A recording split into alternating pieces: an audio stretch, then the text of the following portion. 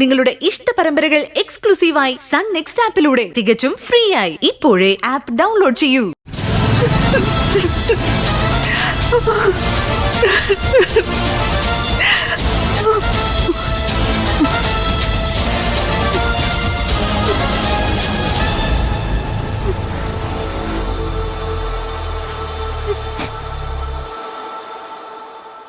ശരത്തെ, നിന്റെ അമ്മയായി ഞാൻ നിന്നെ ഈ വീട്ടിലേക്ക് അയച്ചത് നിന്റെ ചേട്ടന്റെ ചോരയ്ക്ക് പകരം ചോദിക്കാനാ.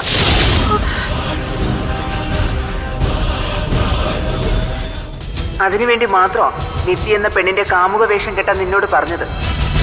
നിന്റെ ലക്ഷ്യത്തിന് ഭീഷണിയായി വന്ന സ്തുതിയെ ഇല്ലാതാക്കാൻ നിനക്ക് കഴിഞ്ഞു.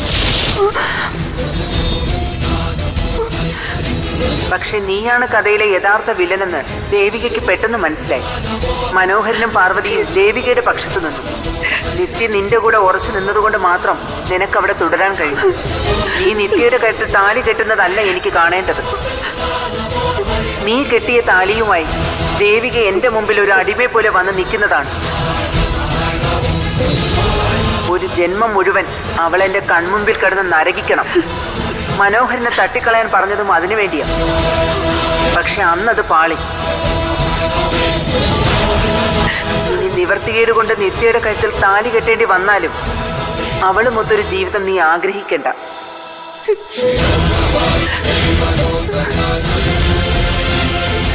നിത്യയ്ക്ക് എങ്ങനെ വേണമെങ്കിലും മരിക്കാം. മധുവിധ യാത്രയിൽ കാൽ വഴുതി കൊക്കയിൽ വീഴാം. അല്ലെങ്കിലേ കായൽ സവാരിക്കിടെ ബോട്ടിൽ നിന്ന് വീണ് മരിക്കാം. അത് നിത്യയുടെ വിധി. നിന്റെ ലക്ഷ്യം ദേവികയാണ്. ഒന്നുകൂടി ഓർമ്മിപ്പിക്കുന്നു, എനിക്ക് നിന്നെ ഒന്ന് കാണണം. പനവിള സ്കൂളിന്റെ അടുത്ത് പണി നടക്കുന്ന ഫ്ലാറ്റിൽ ഞാനുണ്ടാവും. നീ അവിടെ എത്തണം. മറുപടി പെട്ടെന്ന് വേണം.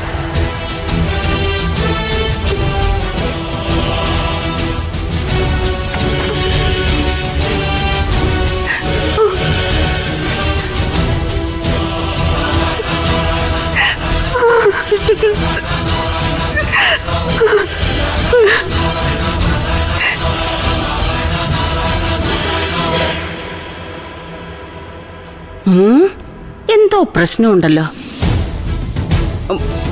ഭദ്രകാളി അകത്ത് കയറി നടയടച്ചല്ലോ. പാർവതി, പാർവതിയേ, എന്താ മോളെ?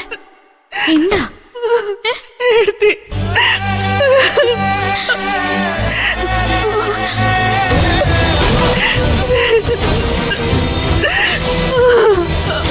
മോളെ? എന്താ പറ്റി? എന്താടാ? എന്താ എന്റെ കുട്ടിക്ക് പറ്റിയത്? അയ്യോ മോളെ, മോളെ എന്താ? എന്താ? എന്നോട് ക്ഷമിക്കണേ എടുത്തി, അല്ലെങ്കിൽ എന്നെ കൊല്ല. മോളെ, ജീവിക്കാൻ എനിക്ക് അർഹതയില്ല എടുത്തി. മഹാപാപിയാ ഞാൻ. എന്തൊക്കെയാ പറയുന്നേ? എന്നെ സ്നേഹിച്ചവർക്ക് വേദന മാത്രമേ തിരിച്ചു നൽകിയിട്ടുള്ളൂ. ഇത് എന്തൊക്കെയാ പറയുന്നേ? മോളെ എഴുന്നേക്ക്, എഴുന്നേക്ക്, എഴുന്നേക്ക്. എന്താ എന്താ നിനക്ക് പറ്റിയേ? ശരത്തെന്ന് പറയുന്ന ആ നീചൻ, ആ മൃഗം ഇത്ര നാളും എന്നെ ചതിക്കുമായിരുന്നു എടുത്തി. അവന്റെ യഥാർത്ഥ മുഖം ഞാൻ ഇപ്പൊ തിരിച്ചറിഞ്ഞു. അതും തെളിവോടെ. ഞാൻ ഇത്ര ഭാഗ്യം കെട്ടവളായി പോയല്ലോ എടുത്തി. ഭാഗ്യം കെട്ടവളോ? നിത്യമോളാ ഭാഗ്യം ചെയ്തത്. അച്ഛന്റെയും എന്റെയും സുധേട്ടന്റെ ആത്മാവിന്റെ ഒക്കെ പ്രാർത്ഥന ദൈവം കേട്ടു. മോളെങ്ങനെ അവനെ തിരിച്ചറിഞ്ഞത്? കല്യാണം നടക്കത്തില്ല എന്റെ ആഗ്രഹം. അത് ദേവിക.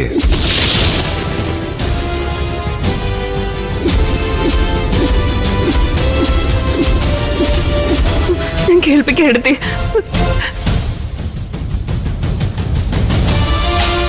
ശരത്തെ, നിന്റെ അമ്മയായി ഞാൻ നിന്നെ ഈ വീട്ടിലേക്ക് അയച്ചത് നിന്റെ ചേട്ടന്റെ ചോരയ്ക്ക് പകരം ചോദിക്കാനാ. നിന്റെ ലക്ഷ്യത്തിന് ഭീഷണിയായി വന്ന സുധിയെ ഇല്ലാതാക്കാൻ നിനക്ക് കഴിഞ്ഞു. പക്ഷെ നീയാണ് കഥയിലെ യഥാർത്ഥ വില്ലനെന്ന് ദേവികയ്ക്ക് പെട്ടെന്ന് മനസ്സിലായി. ഒരു ജന്മം മുഴുവൻ അവൾ എന്റെ കൺമുമ്പിൽ കിടന്ന് നരകിക്കണം. മനോഹരനെ തട്ടിക്കളയാൻ പറഞ്ഞതും അതിനുവേണ്ടിയാ. ഞാൻ ചാവാൻ പോവാ എടുത്തേ. കരണം പൊത്തി അടിയ ഞാനിതിന് മറുപടി ആയിട്ട് നിനക്ക് തരേണ്ടത്. നീ എന്തിനാ ചാവുന്നേ? ചാവേണ്ടവൻ അല്ല, കൊല്ലപ്പെടേണ്ടവൻ പുറത്തുണ്ട്.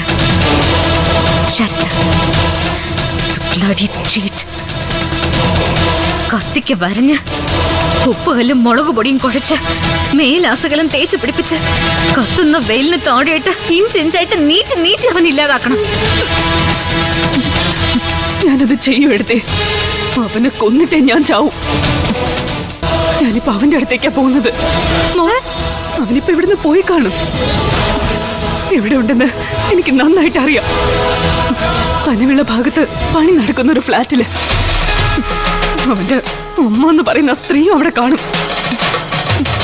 എടുത്തെടുത്ത് സ്കൂട്ടർ ഞാനൊന്ന് എടുക്കുക. നിത്യ, നീ പോരുത്. പോയേ പറ്റൂ. എനിക്കവന്റെ മുഖം ഇപ്പൊ കണ്ടേ പറ്റൂ. അവൻ ഇനി തിരിച്ചു വരുമെന്ന് എനിക്ക് തോന്നുന്നില്ല.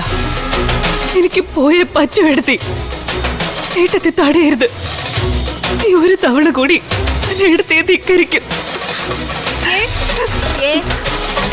നിത്യേ, നിത്യേ, ഓ ഫോണിലടച്ച് എന്തുവായിരുന്നു ഈ പരിപാടി? എന്തായിരുന്നു ദേവികെ ഇന്നത്തെ ദിവസവും വഴക്ക്? വഴക്കൊന്നുമില്ല. എനിക്കൊന്ന് പുറത്തു പോണം. എവിടെ?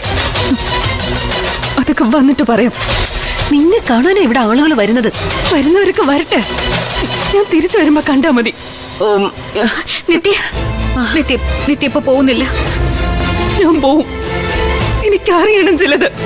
എടി, അച്ഛൻ എന്തോ എടുക്കാൻ ജംഗ്ഷൻ വരെ പോയിരിക്കുക. അച്ഛൻ വന്നിട്ട് തീരുമാനിക്കാം. അച്ഛനെ ജംഗ്ഷനിൽ കണ്ട ഞാൻ പറഞ്ഞോളാം.